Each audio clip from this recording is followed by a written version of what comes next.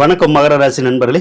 வரக்கூடிய ஆடி மாதத்தில் உங்களுக்கு எந்த மாதிரியான பலன்கள் கிடைக்க போகுது அப்படிங்கிறது தான் நாம் இந்த வீடியோ பதிவில் பார்க்க போகிறோம். மகர ராசிக்கு ராகு பகவான் 2வது இடத்துல இருக்குது. இது குடும்பத்தில் கொஞ்சம் பிரிவினையை உண்டாக்கும். அதாவது நம்ம கூட்டு குடும்பத்தில் இருக்கோன்னு வச்சுக்கோங்க, மாமனார் மாமியார் அந்த மாதிரிலாம் கூட்டு குடும்பத்தில் இருந்தோம்னா தனி குடித்தனம் போகிற மாதிரியான வேலைகளை செய்யும். அதனாலேயே தனி குடித்தனம் போகணுங்கிறதுக்காகவே ஒரு வீட்டில் அடிக்கடி சண்டை சச்சரவுகள் வந்துக்கிட்டே இருக்கும். நம்ம அந்த மாதிரி தனி குடித்தனம் மாதிரி போயிட்டால் அந்த சண்டை சச்சரவுகள் அதெல்லாம் ஆட்டோமேட்டிக்காக விலகிடும். அதே மாதிரி குடும்பத்தில் ஒரு சிலருக்கு அந்த வறுமையை உண்டு பண்ணுறதுக்கான வாய்ப்புகளை உருவாக்கும். அதாவது குடும்பத்திலே இருக்கிறவங்க கணவன் மனைவி ஒன்றா தான் இருக்காங்க, கொஞ்சம் தனித்தனியாக வேலையின் காரணமாக பிரிஞ்சு இல்லைன்னா கொஞ்சம் வருமானம் குறையும். ஒருவேளை பிரிஞ்சு இருந்தால் வருமானம் நார்மலாக இருக்கும், நல்லாவே இருக்குங்க. அதே போல் ராகு பகவான் 2வது இடத்துல இருந்தாலே ஒரு சிலருக்கு கண்ணில் பிரச்சனை வரும். இந்த கண்கட்டி போன்ற உடல் உபாதைகள் சொல்கிறோம்ல, அந்த மாதிரி வர்றதுக்குடைய ஒரு அம்சம் இப்போ இருக்கும். அடுத்து உங்களுக்கு சனி பகவான் 7.5 சனி விலகிருச்சு. இப்போ 3வது இடத்துல தான் இருக்குது. ஸோ சனி பகவான் தான் உங்களுக்கு பணத்தை கொடுக்கக்கூடியவர், தனாதிபதி. அவர் 3வது இடத்துல இருந்தாலே தனாதிபதி நல்லா இருக்காருன்னு அர்த்தம். அப்போ ஏதாவது ஒரு வகையில் உங்களுக்கு பணவரவை கொடுப்பார், பண கஷ்டத்தை தீர்த்து வைப்பார். அதோட கடன் காட்சிகள் இருந்தாலும் அந்த கடன் காட்சியை நிவர்த்தி ஆகிற மாதிரியான வேலைகளை தான் அந்த சனி செய்வார்.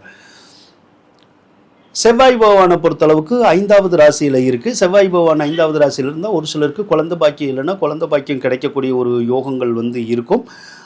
அதே நேரத்தில் பெற்ற பிள்ளைகளுக்கு இந்த மாதத்தில் கொஞ்சம் கோபதாபங்கள் கொஞ்சம் அதிகமாக தான் இருக்கும். ஒரு சிலருக்கு மட்டும் அந்த 5வது இடம் வலிமை பெறதுனால வேலை மாற்றங்கள் ஏற்படக்கூடிய ஒரு அமைப்பு இருக்கும். ஒரு நிறுவனத்திலேருந்து இன்னொரு இடம் வேலைக்கு போகிறோம் இல்லையா, அந்த மாதிரி மாற்றங்கள் உருவாகக்கூடிய ஒரு அமைப்பு இருக்குது. 6வது இடத்துல புதன் இருக்கிறது. ஒரு சிலருக்கு இந்த தோல் அலர்ஜி இருக்குல்ல, அந்த மாதிரி அலர்ஜியான நோய் நொடிகள் வர்றதுக்குடைய ஒரு வாய்ப்புகள் கொஞ்சம் இருக்கும். அதே மாதிரி 6வது இடம் வலிமையாச்சாலே நமக்கு அந்த ஏதாவது ஒரு நோய் நொடிகள் உருவாகும். அல்லது ஒரு சிலர் இந்த கணவன் மனைவியோட கொஞ்சம் சேர்ந்து இருக்க முடியாது, ஏதாவது கொஞ்சம் சண்டை சச்சரவு மட்டும் வரும். ஆனால் அது ஒன்றும் பெரிய விஷயம் இல்லை, ரொம்ப பெருசாக ஒன்றும் வராது. 7வது இடத்துல சூரியன் இருக்குது. அதுவுமே பார்த்திங்கன்னா அந்த கணவன் மனைவிக்குள்ளே கருத்து வேறுபாடை கொஞ்சம் உண்டு பண்ண தான் செய்யும். அதனால் நம்ம கொஞ்சம் எச்சரிக்கையாக தான் இருக்கணும். அதுக்கப்புறம் 7வது இடத்துல குரு இருக்கிறது நல்லது. எதுக்கு நல்லதுன்னா, கல்யாணம் ஆகாதவங்களுக்கு கல்யாணத்தை பண்ணி வைக்கும். ஏற்கனவே கல்யாணம் ஆனவங்களுக்கு என்ன பண்ணுன்னா, கல்யாணத்தை அந்த திருமண வாழ்க்கையில் மகிழ்ச்சி இல்லாத நிலையை உருவாக்கிடும். அதாவது கணவன் மனைவிக்குள்ள சண்டை சச்சரவு பிரச்சனை கருத்து வேறுபாடு அந்த மாதிரிலாம் அது உண்டு பண்ணுது. சிலரை கணவன் மனைவியோட சேர்ந்து இருக்க விடுறதில்ல. இருந்தால் அந்த சண்டை சச்சரவு அதிகமாக இருக்குது, கொஞ்சம் விலகி இருந்தால் சண்டை சச்சரவு குறையுது. அதோட ஒரு சிலருக்கு இந்த லவ் பண்ணிக்கிட்டு இருந்தால் கூட அவங்களுக்கு கூட அந்த பிரிவினைகளை தூண்டி விட்டுரும். அல்லது ஏற்கனவே நம்ம நல்லா இருந்தால் கூட அவங்கள இந்த லவ் மாதிரியான விஷயங்களில் வேறு பெண்கள் ஆண்களோட தொடர்பு படுத்துகிற மாதிரியான விஷயங்களை கூட அந்த குரு பகவான் செய்யதான் செய்கிறார். அதனால நம்ம அடுத்தவங்களோட பழகிறதா இருந்தால் ரொம்ப கவனமாகவும் எச்சரிக்கையாகவும் இருக்கிறது ரொம்ப நல்லதுங்க. 8வது இடத்துல உங்களுக்கு சுக்கிரன் இருக்காரு. பொதுவாக 8வது இடத்துல சுக்கிரன் இருந்தால் இந்த மாதத்தை பொறுத்தளவு கிட்டத்தட்ட ஆகஸ்ட் 2ஆம் தேதி வரைக்கும் வீடு கட்டுறது ஆரம்பிக்கிறது, வீடு குடி போகிறது, அந்த மாதிரியான வேலைகள் பண்ணக்கூடாது. வாகனம் வாங்கவும் கூடாது, வாகனத்தை நம்ம விற்கவும் கூடாது. அதே மாதிரி ஆடை ஆபரணங்கள் கொஞ்சம் சேதாரமாகிற மாதிரியான ஒரு சூழ்நிலைகள் மட்டும் இருக்கும். அதே மாதிரி உங்களுக்கு அந்த உடல்நலக் குறைகள் ஏற்படலாம், இல்லைன்னா கொஞ்சம் வம்பு வழக்குகள் வரதுக்கூடிய ஒரு அமைப்பு கொஞ்சம் இருக்கும்.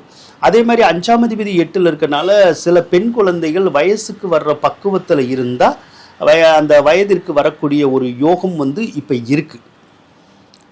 8வது இடத்துல கேது இருக்குது. அது ஒரு சிலருக்கு பல்லு வலியை கொடுக்குது, இல்லைன்னா அந்த கண்ணில் பிரச்சனை வருது இல்லை, அந்த மாதிரியான வேலைகளை மட்டும் செய்யுது. ஆனால் எது எப்படி இருந்தாலும் மகர ராசிக்கு நேரகாலங்கள் அப்படிங்கிறது கொஞ்சம் சரியாயிடுச்சு. இப்போது முதல்ல இருந்த மாதிரி கெடுபலன்கள் இல்லை. திருமணஸ்தானத்தில் மட்டும் கொஞ்சம் கவனமாகவும் எச்சரிக்கையாக இருந்தால் போதுங்க. மற்றபடி மகர ராசிக்கு எல்லா பலனுமே நல்ல பலனாகவே கண்டிப்பாக உங்களுக்கு இருக்குங்க. வாழ்த்துக்கள் நண்பர்களே.